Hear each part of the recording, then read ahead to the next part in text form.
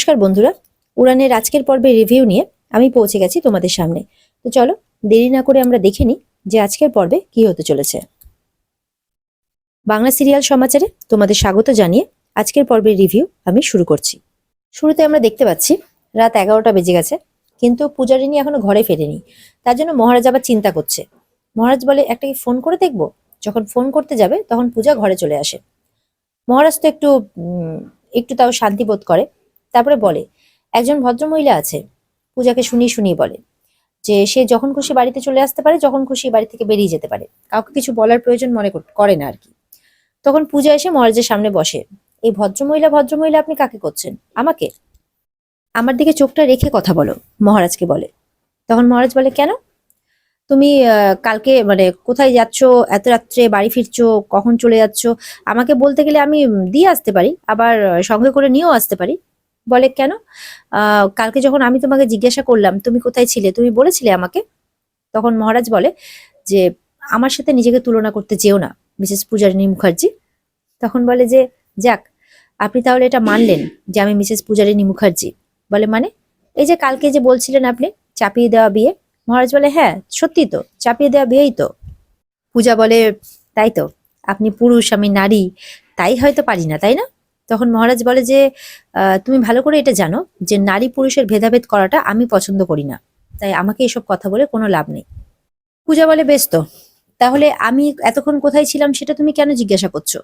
তখন মহারাজ বলে, কারণ আমি তোমাকে বলি। মহারাজ থেমে যায়। তখন পূজা মহারাজের দিকে তাকিয়ে থাকে। মহারাজও একটু ইতস্তত বোধ করে পূজার দিকে তাকিয়ে থাকে, যেন কিছু একটা বলতে গিয়েও মহারাজ আটকে গেল, বলল না। পূজা বলে, বলো কে আমি তোমার, আমি অপেক্ষা করছি তো, বলো। মহারাজ তখন কোনো কথা না বলে বিছানায় চলে যায় শুতে। এরপরে পূজা বিছানাতে গিয়েও জিজ্ঞাসা করে, কি হলো বলো, কে আমি তোমার? তখন মহারাজ বিরক্ত হয়, বলে খালি বকবক করে যাচ্ছে, বকবক বকবক বলে বিছানা থেকে উঠে পড়ে। এরপরে পূজার আর ভালো লাগে না। পূজাও চায় ঘরের বাইরে বেরিয়ে যেতে। যখন পূজা ঘরের বাইরে বেরিয়ে যেতে যাবে তখন মহারাজের সাথে ধাক্কা লেগে যায়। ধাক্কা লেগে দুজনে একে অপরের উপর পড়ে যায়, আর দুজনে আবার একে অপরকে দেখতে থাকে। এরপরে মহারাজ বলে, উফ, এই ভদ্রমহিলা চোখেও দেখতে পায় না। তখন দুজনে উঠে পড়ে। পূজা বলে, না পায় না, যখন তুমি আমার চোখের সামনে থাকো তখন সত্যি আমি অন্য কিছু দেখতে পাই না। এটা শুনে মহারাজ পূজার দিকে তাকিয়ে থাকে।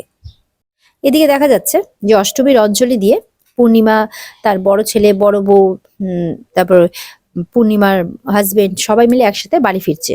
বাড়ি ফিরে বলে যে উফ, ভালোই হলো অঞ্জলিটা, এবার সব নিয়ম কানুন গুলো আলাদা। এদিকে শিবরা বলে যে কি সুন্দর আজকে পুজো হলো না। তখন সোমনাথ বলে, পুজো না ছাই।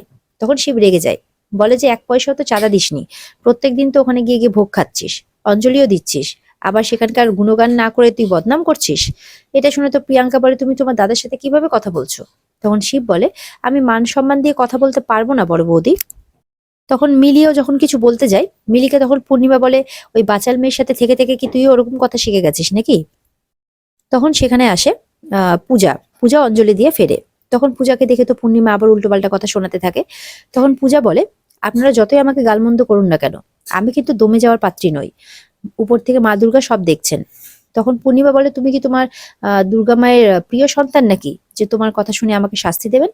তখন বলে, হতেও পারে, আমার গায়ে হাত তুলেছেন আপনি, শাস্তি পেলেও পেতে পারেন, বলে রান্নাঘরে চলে যায়। তখন পূজার শ্বশুরমশাই বলে, কি ব্যাপার, তুমি কি আবার পূজার গায়ে হাত তুলেছো নাকি? তখন পূর্ণিমা বলে, ছাড়ো ওসব কথা, এখন আমার ওসব কথা বলার টাইম নেই, না হলে আমার ট্রেন ছুটে যাবে। ওদিকে পূজা রান্নাঘর থেকে ভাবে, কি ব্যাপার, মা কোথায় যাচ্ছেন? সোমনাথ বলে, ট্রেন কেন মিস করবে তুমি, তোমার বড় ছেলে আছে না, তুমি তোমার বড় ছেলের উপর চোখ বন্ধ করে ভরসা করতে পারো। তখন পূর্ণিমা বলে, সেই ভরসা করার দিন এক শেষ। তখন প্রিয়াঙ্কা বলে, কেন মা? তখন পূর্ণিমা বলে, কেন তুমি জানো না যে কেন বলছি? তখন ওই পুরোনো কথাগুলো মনে পড়ে প্রিয়াঙ্কাদের, তারা যে মিথ্যে কথা বলে ভরাজকে ফাঁসিয়েছিল, সেই কথা, সেই কারণে পূর্ণিমা তাদের উপর রেগে আছে।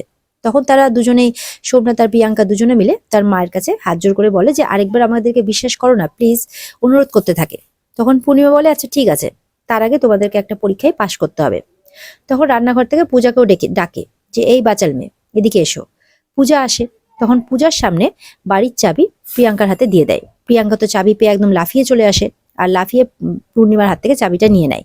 পূর্ণিমা বলে, সাবধান, তুমি বাড়ির লক্ষ্মী, তোমাকে আমি এই দায়িত্বটা দিচ্ছি, তুমি এরকম করলে কিভাবে হবে? আমি যতদিন থাকবো না ততদিন তোমাকে এই বাড়িটা সামলে রাখতে হবে, আর এই পূজাকেও দেখে রাখতে হবে, দরকার পড়লে বাড়ি থেকে বিদায় করতে হবে। তারপরে পূর্ণিমা বেরিয়ে যায়। আর এদিকে চাবির গোছা পেয়ে তো প্রিয়াঙ্কা আর সোমনাথ খুব খুশি। প্রিয়াঙ্কার বাবা তখন মানে শ্বশুর মশাই তখন বলে, লক্ষ্মী লক্ষ্মী না ছাই, তোমার এই দায়িত্বটা এই সিদ্ধান্তটাকে আমি মেনে নিতে পারলাম না পূর্ণিমা, বলে মহারাজের বাবাও চলে যায়। এদিকে চাবির গোছা পেয়ে দুই স্বামী স্ত্রীতে এত খুশি যে তারা ঘরের মধ্যে গিয়ে আনন্দ নৃত্য করতে শুরু করে। এরপরে নাচ গান করতে করতে সোমনাথ বলে, কি মজা, এরপরে আমরা দুবাই যাব। বলে দুবাই? বলে হ্যাঁ, ওখানে তোমার আরবপতি বাবার কাছে, ওখানে তো সব সম্পত্তি পাবো, কি মজা, আমরা অনেক বড়লোক হয়ে যাব। মনে মনে তখন প্রিয়াঙ্কা বলে যে এর মন থেকে দেখছি দুবাইটা যাচ্ছেই না, আমিও যে আমার ওই দুবাইয়ের ফলস বাবাকে কি করে মারবো আমি এটাই বুঝে উঠতে পারছি না। আর তলে তলে যেহেতু পূর্ণিমা বলেই গেছে পূজাকে বিদায় করার কথা, তো এবার তারা তাদের আসল রূপটা ভালো মতো করে শুরু করবে। বলে মা আমাদের সাপোর্টে আছে না, কিচ্ছু হবে না আমাদের, আমরা ঠিক আমাদের কাজটা করতে পারবো। এভাবে প্ল্যান করতে থাকে সোমনাথ আর প্রিয়াঙ্কা। এদিকে মণ্ডপে আবার পরের দিনের পুজো শুরু হয়ে গেছে। মহারাজ তো পুজো মণ্ডপে সবকিছু জোগাড় করছে। সেখানে মহারাজের বাবা, শিব, মিলি, পাড়ার লোকেরা সবাই আছে। মহারাজ তো এদিক ওদিক খুঁজছে পূজাকে, যে এবার সব পেয়েছি, ক্লাবের প্রথম পুজো আর তুমি নেই, তুমি কোথায়, এদিক ওদিক খুঁজতে থাকে। জয়ন্ত লক্ষ্য করে। জয়ন্ত বলে, কি ব্যাপার, তুই কি পূজা বৌদিকে খুঁজছিস? মহারাজ বলে, তুই কি অন্তর্যামী হয়ে গেলি নাকি? বলে, আমি তোর বেস্ট ফ্রেন্ড বলেই নিজেকে মনে করি, তাই তুই কখন কি ভাবছিস না ভাবছিস সব লক্ষ্য থাকে আমার, সব বুঝতে পারি আমি। তাহলে আমি ঠিকই ধরেছি বল, যে তুই পূজা বৌদিকেই খুঁজছিস। তবে কিছুক্ষণ পর দেখা যায় মহারাজের মনটা খারাপ হয়ে যায়, কারণ মহারাজ যেভাবে পূজাকে উল্টোপাল্টা কথা বলে অপমান করেছে সেই সবটাই মহারাজের মনে পড়ে।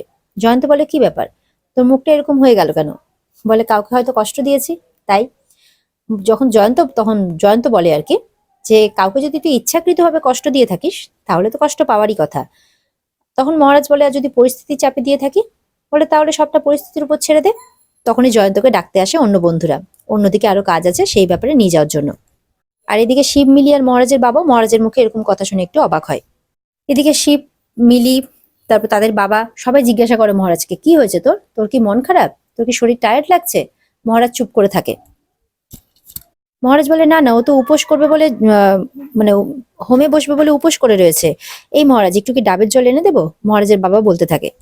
মহারাজ তখন বলে, না বাবা, তুমি সুস্থ থাকো, তাহলেই আমি সম্পূর্ণ সুস্থ থাকবো। এটা শুনে মহারাজের বাবা একটু খুশি হয়। মহারাজ মনে মনে ভাবতে থাকে, আমি কি পূজার সাথে একটু বেশি অন্যায় করেছি? ভগবানকে বলতে থাকে।